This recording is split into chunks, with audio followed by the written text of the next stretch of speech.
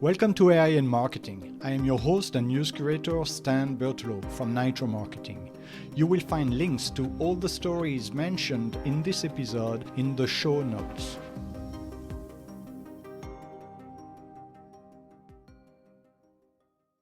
Hello, curious minds. This is Nia, your voice for today's headlines. It's Monday, March 9. Here is what we are covering. Ezra Klein, in his New York Times column, argues that the speculative questions about AI have become present-tense realities. The immediate case in point, the Pentagon's falling out with Anthropic. Anthropic signed a defense contract last July with two conditions: no mass surveillance and no lethal autonomous weapons. The Pentagon found these restrictions unacceptable, particularly a clause barring the use of Claude to analyze bulk commercial data. Rather than simply ending the contract, Defense Secretary Pete Hegseth designated Anthropic a supply chain risk, which would effectively prohibit any Pentagon contractor from doing business with the company. Even former Trump aides called it corporate destruction by government fiat. Klein tries to take both sides seriously. AI models aren't mechanistic tools. They make contextual judgments guided by internal principles, and Anthropic's constitution instructs Claude to prioritize ethics, even over the company's own directives. The Pentagon's demand for an any lawful use standard sounds reasonable until you consider that this administration regularly tests the boundaries of the law, and that existing laws weren't written with AI capabilities in mind.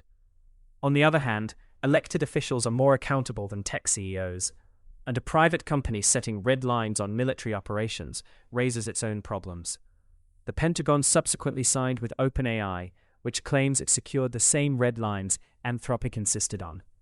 Klein suspects the real difference was political alignment, not contract language. He ends by noting that Congress has done almost nothing to establish legal frameworks for government AI use, held back by a combination of ignorance and fear of the industry's political spending. Next. I uninstalled OpenClaw after 7 days. The experiment cost me about $150 in API fees and more hours than I want to count. The first problem was safety.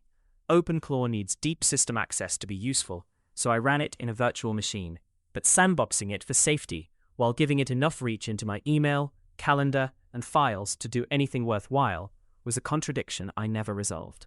I spent more time configuring the tool than using it. Then, there was cost. The Anthropic API burned through credits fast. I switched to DeepSeek, which was cheaper, but painfully slow. What really killed it was that Claude kept getting better in parallel. Scheduled tasks, workspace integration, Claude code.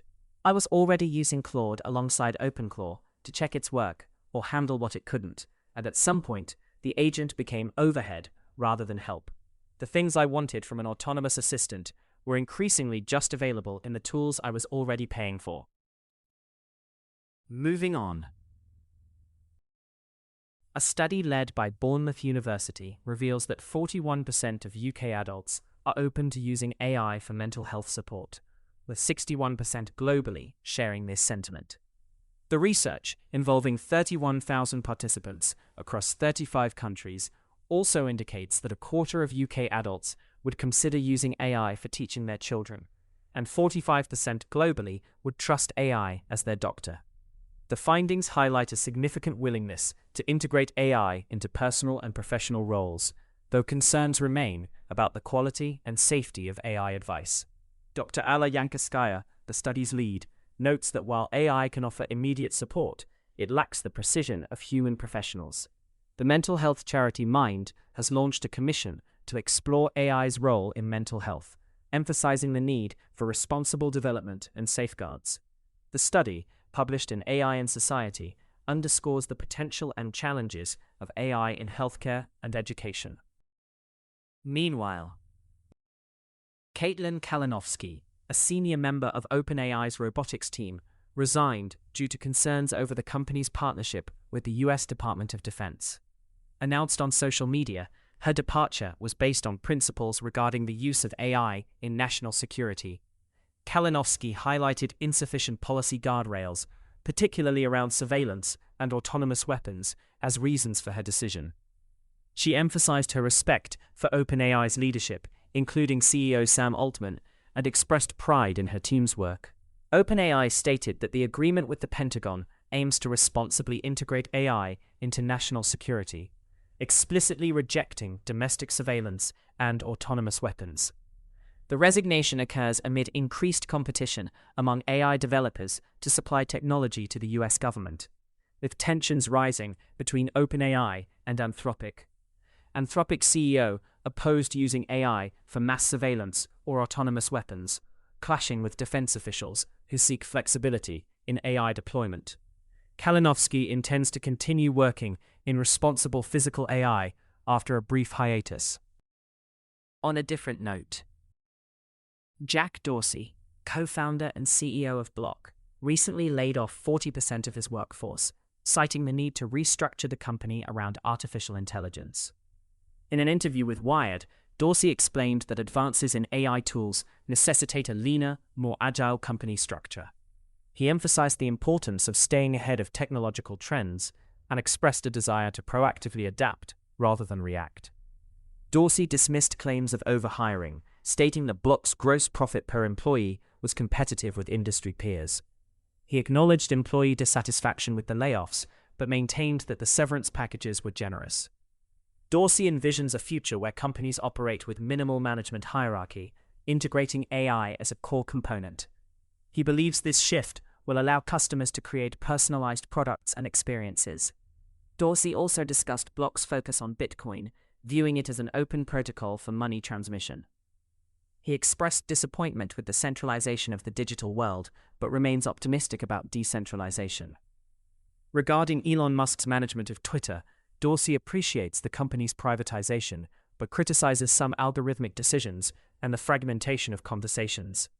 He disapproves of mocking users and values community-driven initiatives. Finally, Microsoft Threat Intelligence reports that North Korean threat groups are increasingly using artificial intelligence to enhance their schemes of infiltrating global companies by posing as remote technical workers. The groups, identified as Coral Sleet, Sapphire Sleet, and Jasper Sleet, employ AI to create convincing digital personas, conduct research on job markets, and align fake profiles with targeted roles. AI tools are also used to craft sophisticated social engineering tactics, including media creation for impersonations and real-time voice modulation. These technologies allow operatives to maintain long-term employment and evade detection by generating professional responses and technical solutions. While generative AI is currently predominant, a shift towards agentic AI is anticipated, potentially enabling more advanced and autonomous threat activities, although large-scale use has not yet been observed. Thank you for tuning in to AI in Marketing. If you want to learn more, check out the episode description. Be sure to subscribe on your favorite podcast platform so you never miss an episode. Contact us to learn how to launch your own AI-generated podcast at nitromarketing.com. That's NYTRO marketing.com. See you tomorrow for more AI and tech news.